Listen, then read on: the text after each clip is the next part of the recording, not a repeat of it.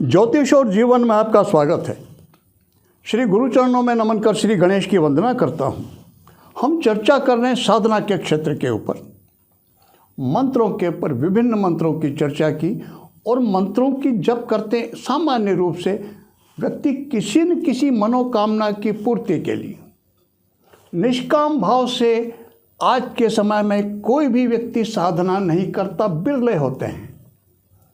मनोकामनाओं की सिद्धि के लिए कई मंत्र, लेकिन एक विधान ऐसा जो गुरुजनों से प्राप्त होता है।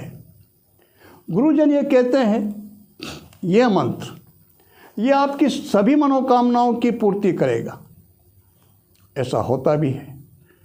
एक व्यक्ति, समर्थ व्यक्ति, हमारी सभी कामनाओं की पूर्ति करने में सक्षम होता है। व्यावहारिक जगत में भी हम ये देखते हैं कि हमारा कार्य कैसा है। यदि कार्य छोटा है और वो व्यक्ति जिससे हमें वो कार्य कराना, तो सामान्य सा हम उनको भेंट वगैरह जो भी करते हैं वो अर्पित। और कोई बड़ा कार्य हो तो हम भी इस बात का ध्यान रखते हैं, उनको जो भेंट उपहार आदि वो भी उस बात को ध्यान में रख करके। साधना के क्षेत्र में भी ऐसा है। मंत्र जाप में उनके कामनाओं के परिणाम मिलने में भी ये बात लागू होती, उसमें भी कुछ विधान हैं। अग्नि को देवताओं का मुख माना गया और जो हवन किया जाता है, अग्नि में जो आहुति अर्पित की जाती है, वो दरअसल देवताओं का भोजन होता है। इसीलिए कामनाओं के अनुसार हवन सामग्री का निर्धारण होता है। एक ही मंत्र हवन सामग्री के परिवर्तन से कई कामनाओं की पूर्ति करने में सक्षम होता है। हम किसी की उपासना करें, कोई इष्ट देव हमारे, उदाहरण के लिए मान लीजिए हम दुर्गा उपासना करते हैं और दुर्गा उपासना में उनका प्रधान मंत्र है नवाण मंत्र। किस चीज़ की आहुति दें जिससे हमारी वो कामना पूर्ति हो जो हम चाहते हैं। कामना हमारी कोई सी भी हो सकती है। कामनाएं हमारी शांति की प्राप्ति हो सकती है, कामनाएं हमारी विवाह से संबंधित स्थिति प्राप्ति की हो सकती है, दारिद्र्य नाश की हो सकती है, प्रबल एक ऐश्वर्य की, धन संपदा प्राप्ति की हो सकती है, वशीकरण, आकर्षण, कई कितनी कामनाएं। तो कामना भेद से हवन सामग्री क्या होनी चाहिए, वो जो हमारे उस कामना की पूर्ति में सहायक हो जाए। आज के वीडियो में इसी चर्चा, इसी विषय पर हम मंत्र जाप, चाहे हम कोई शाबर मंत्र करें या कोई पौराणिक मंत्र करें, जो भी हमारे इष्ट हों, किसी का भी मंत्र करें, उस मंत्र की आहुति में इन वस्तुओं का अलग अलग अभी चर्चा करता हूं मैं। क्या कार्य हमारी कामना कैसी, उसके अनुसार हवन सामग्री क्या होनी चाहिए, इस पर मंत्र कोई सा भी हो सकता है। मंत्रों में जो आहुति दी जाती है, जितना हम जप करते हैं उसका 10वां हिस्सा, दशांश, वो आहुति लगती है। जैसे उदाहरण के लिए मान लीजिए 10,000 की संख्या में जप किया तो 10,000 का 10वां हिस्सा होता है 1,000। 1,000 आहुति लगनी चाहिए। उसी मंत्र के अंत में स्वाहा बोल करके आहुति अर्पित की जाती है हवन में।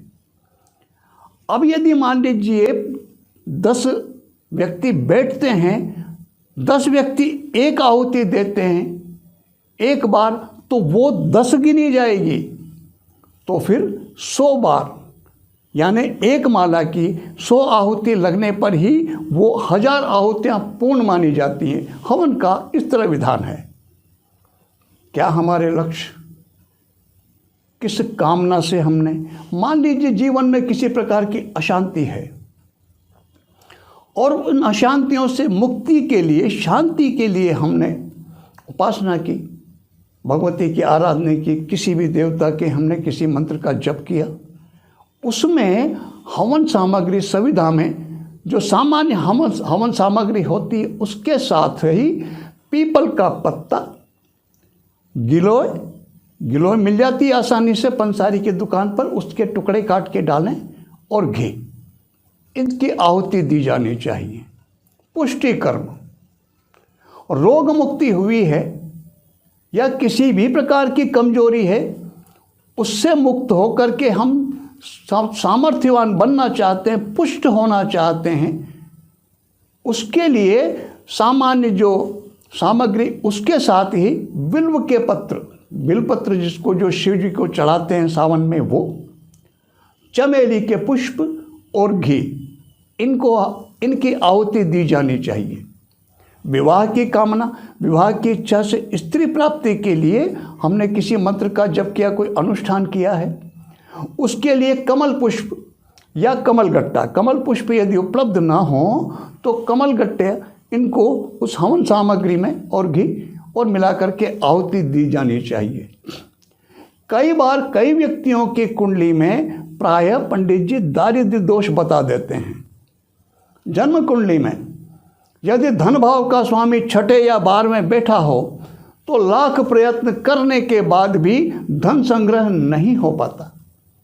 यदि जीवन में ऐसा महसूस करते हैं तो समझिए कि जन्म कुंडली में उस तरह का कुयोग है।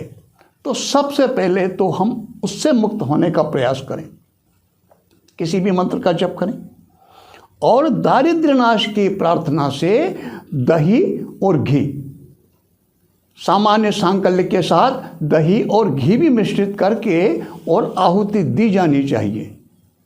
यह देने के बाद ये 1-2 अनुष्ठान इसको करने के बाद फिर लक्ष्मी प्राप्ति के अनुष्ठान किए जाने चाहिए और लक्ष्मी प्राप्ति के, लक्ष्मी के मंत्रों की आहुति में बिल्व फल मिल जाते हैं आसानी से पंसारी की दुकान पर, उसकी काले तिल और घी की आहुति दी जानी चाहिए। ये आहुति समृद्धवान बनाने में सहायक होती।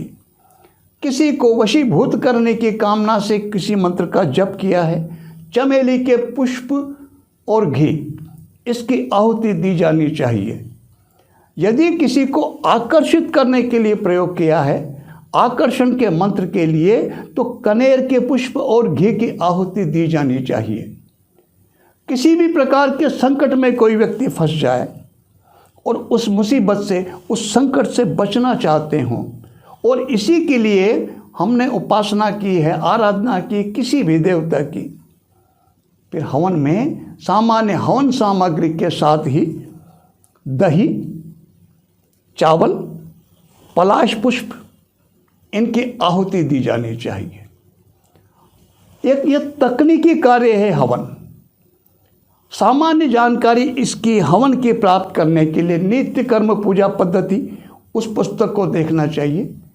एक बार किसी कर्मकांडी पंडित जी को आप बुलाएं और उनसे पुस्तक से अनुभव अध्ययन को थोड़ा सा प्राप्त करें और पंडित जी को बुला करके उनसे वो किस तरह करते हैं, हवन करवाते हैं, थोड़ा उसको समझ लें। एक बार समझ में आ जाए उसके बाद प्रयास करें कि स्वयं कर सकें, फिर आवश्यकता ना हो। यदि हम बुला सकते हैं तो बहुत अच्छा है, किसी पंडित जी को बुला लें, लेकिन हमें ये भी ध्यान रखना चाहिए कि होता कैसे है, हमें वो भी समझना चाहिए, वो तकनीकी ज्ञान हमें भी प्राप्त करना चाहिए। वो हम सीखते भी हैं, समझते भी हैं और बुलाते हैं, कोई बुराई नहीं ना। वरना स्थिति ये देखी है, ब्राह्मणों की स्थिति देखी मैंने, स्वास्तिक कैसे बनता है यह नहीं जानते। स्वास्तिक क्या है उसे समझना तो फिर बहुत दूर की बात हो गई। हम स्वास्तिक बनाते, किसी भी शुभ कर्म में स्वास्तिक बना देते हैं। स्वास्तिक है क्या, हमें यह नहीं पता कि स्वास्तिक बना करके हमने कर क्या दिया है। इसे समझना हो तो स्वास्तिक के रहस्य को ऊपर इस पर एक वीडियो बनाया हुआ है मेरा। मैंने इसी तरह के इन तकनीकी विषयों को आम जन तक पहुंचाने, समझाने के लिहाज से ही, इसी उद्देश्य से मैं इस चैनल के माध्यम से मैं बोल रहा हूं, तो आप उसको देख सकते हैं। तो मेरा निवेदन इतना सा है कि हम साधना खुद करें और यदि हमें तकनीकी स्वयं को अनुभव नहीं है, किसी पंडित जी को बुलाएं और केवल हम दर्शक मुँह क्या हो रहा होने दें, ऐसा नहीं, हम देखें भी, समझे भी सही कि वो क्या कर रहे हैं, पूछ लें हम।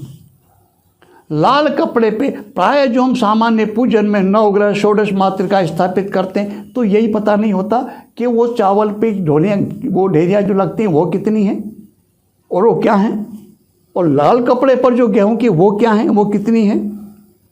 हमें दरअसल उसका ज्ञान नहीं और हम जानने का प्रयास भी नहीं करते। पंडित जी ने जैसे बनाया, बाउन ने जो अर्पित करवाया वो कर दिया, धोख दे के उठ गए। हमें करवाते हैं अच्छी बात है, लेकिन हमें स्वयं को भी ज्ञान होना चाहिए। हमें स्वयं को भी इस बात का अनुभव होना चाहिए कि वो है क्या। वो सफ़ेद कपड़े पर वो चावल की जो 9 ढेरियाँ बनती हैं वो एक्चुअल में 9 ग्रह हैं, और लाल कपड़े पर जो 16 ढेरियाँ बनती है वो षोडश मातृकाएँ हैं।